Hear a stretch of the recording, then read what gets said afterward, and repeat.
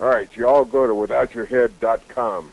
I'll come over there and put my boot up in your ass. Bonfires burning bright, pumpkin faces in the night. I remember Halloween, dead cats hanging from poles, little dead around in droves. I remember Halloween.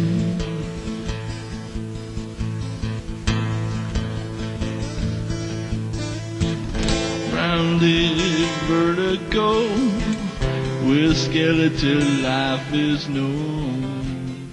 All right, and we've got a very special guest here on Without Your Head. We've got Danny Trejo, one of my favorites. How you doing tonight? Great, thank you. Yeah. Let everybody know you're going to be at the Rock and Shock Convention, which is right here in Massachusetts at Worcester, Mass. That's October 15th through the 17th at the DCU Center, and you can check that out at rockandshock.com. Right. Do you enjoy doing the conventions and talking to the fans? You know what? I love it because you get up, close and personal with people that really love you. People that are like just fans, and so you get to be personal with them for a little while. Yeah. Does anyone ever ask you to sign anything that's a little strange, a little unusual? Well, you know what? When I was in the UK, when I was in London, before we did Machete, when the trailer came out, there was guys asking me to sign their back because they had Machete tattooed on their back, the picture of Machete. So that was about the strangest, But yeah. They probably took that then and then got that a tattoo, the signature. Yeah, they went and got that tattooed. Yeah.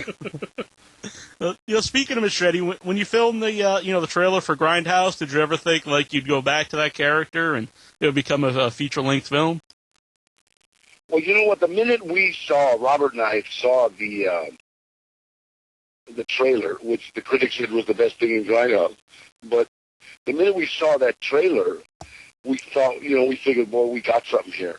And then the fans kind of just demanded it. It was just everywhere we go. That, hey, when are we going to do Machete? When are we going to do Machete? So, I mean, they asked that more than Sin City 2, so it was like, let's do it. And then when Robert said, all right, come on to Austin, and it was a blast. And then the cast, De Niro, Jessica Alba, Lindsay Lohan, Michelle Rodriguez. Wow, boy, there's a hand right there. Oh, yeah. Steven Seagal, Cheech Marin, Jeff Fahey, Don Johnson. It just goes on and on. Even Daryl from Spy Kids was in it. And then my son Gilbert Trejo, he was the artist. He was the kid that didn't say anything and just drew pictures.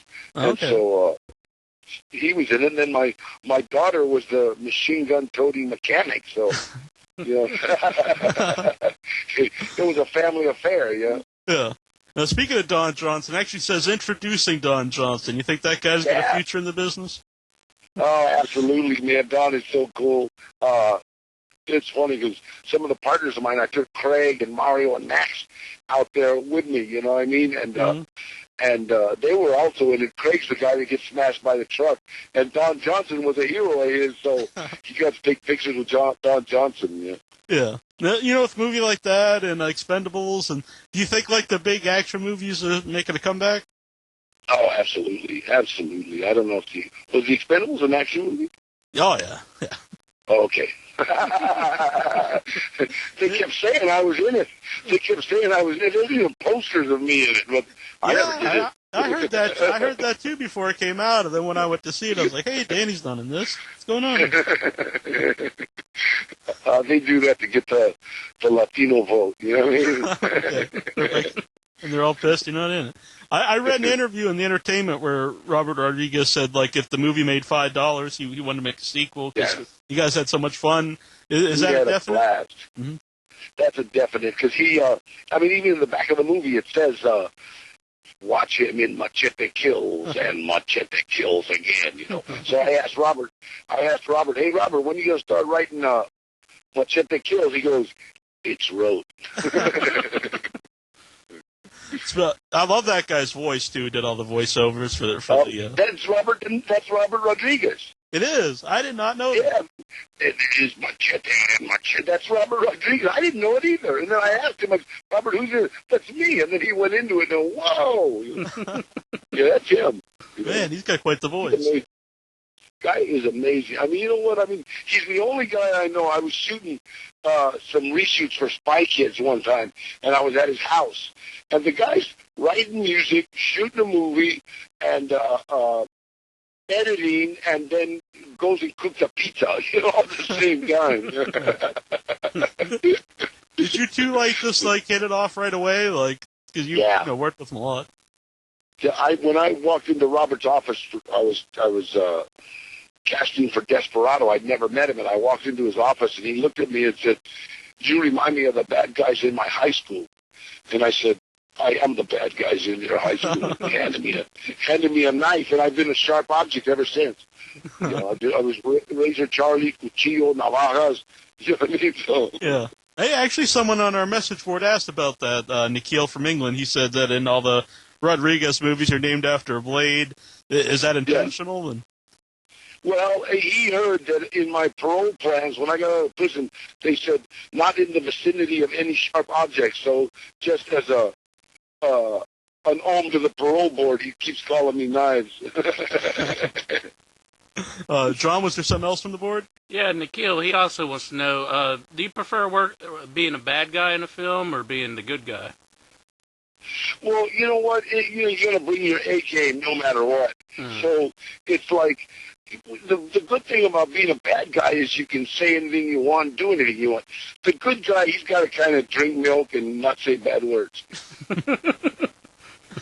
Speaking of bad guys, actually, the good guy gets to kiss Jessica Alba. That's the perk right there. You know? Yeah. I guess that was a fun scene to shoot. Yeah, that was the first kind of love scene that I've ever had. I almost had one in Con Air, but, you know, Nicolas Cage stopped that. No, you know, you've got, everyone knows you've seen you in all these movies, and usually it's a smaller part. Did this mean a lot to you to, like, have the starring role, you know, in a theatrical film? You know what? I think every actor, you know, that's doing this stuff, you know, dreams about that. And to me, it was just a dream because I was totally content showing up for 3 days, saying my lines. You know, my lines were usually, you know, kill them all or kill everybody. Or if they wanted it in Spanish, mátalos a todos. And, you know, I was content doing that. And then when Robert came up with this role, I said, cool, let's do it. You know what I mean? Mm-hmm. Now, another guy that's in there is Tom Savini. I know you've worked with him before. Yeah. I worked with Tom Savini 2 or 3 times, you know what I mean? And in this one, he's just a star. I mean, it's like he's doing push-ups on his fingers, and it was just really a fun. It was fun for him too. You know? Yeah, he's the man. And he's got a great line. He's got a great line, you know, when they say, "He's coming for us," and then Savini goes, "He's coming for you." Yeah. I don't think he was you. I don't think you killed him, so he could be in the sequel. No. Yeah, he can be in the sequel. I like Tom. What about Cheech? So like That's work my with dog right there. Yeah. Cheech is my dog, man. Me and Cheech are actually from the same neighborhood. He went to Alameda High School, and I went to about 5 different high schools. But you know, Alameda was a parochial school, so we used to take all their money. No, when I saw you pop up in Breaking Bad, because that's one of my favorite shows on TV, that was awesome, is Tortuga. Is that how you pronounce it? Tortuga, yeah. When I was ordering out that catalog, oh, give me some of these. I like these. Yeah. That was awesome to see you pop up, you know, get it in the latest season.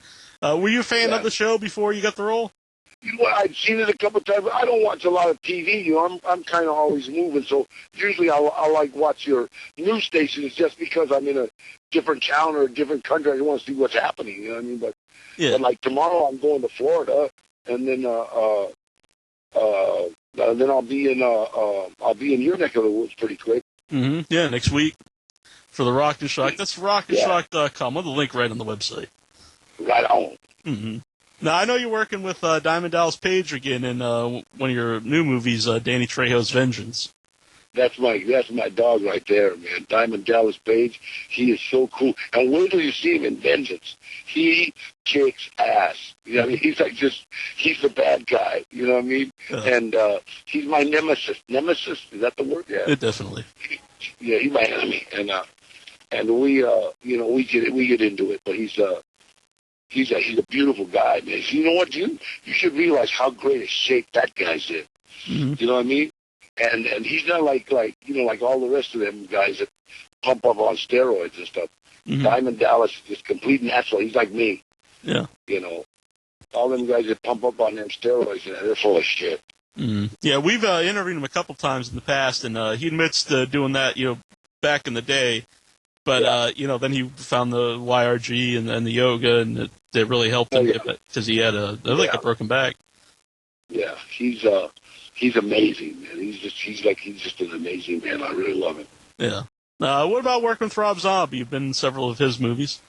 Rob Zombie, he's the guy, man. Are you kidding? Mr. Zombie. He's so cool. Good dude, too. Really, really good dude. Yeah. And when we were doing Devil's Rejects, mm-hmm.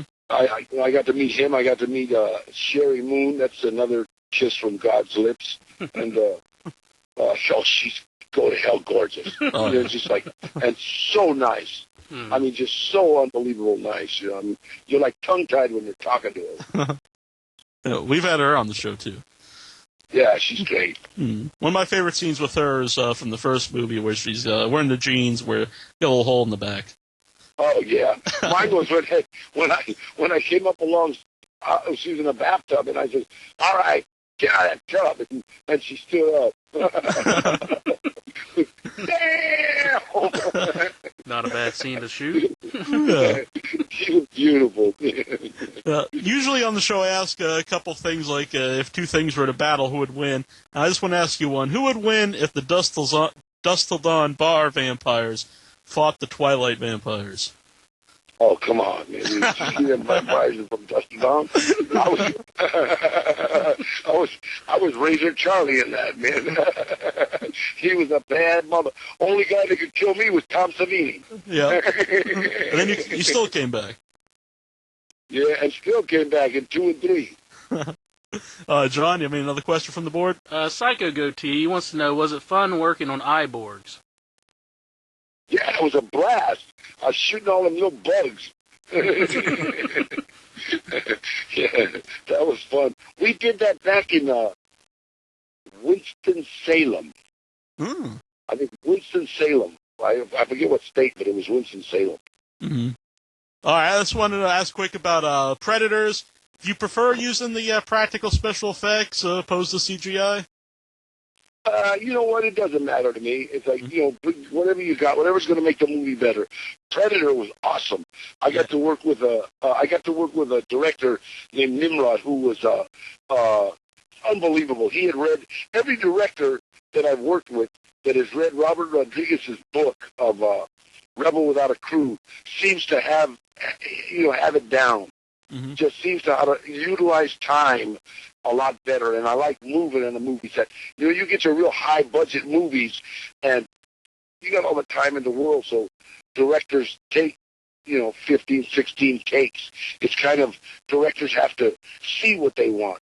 And directors that have read Robert's book, they kind of know what they want. So you shoot it twice, you know where you're going to cut it, and you move on. Mm-hmm. So bang, bang, let's go, next scene. Yeah. All right, man. Well, thanks for coming on here, and let everybody know next week you can go and meet Danny Trejo in person, get his autograph, get a picture, talk to him at the Rock and Shock Convention in Worcester, Mass., and that's go to rockandshock.com to get your tickets. Right on. Thank you. Hello, everybody. This is Lips from the band Anvil. Yeah, you know it. You're listening withoutyourhead.com.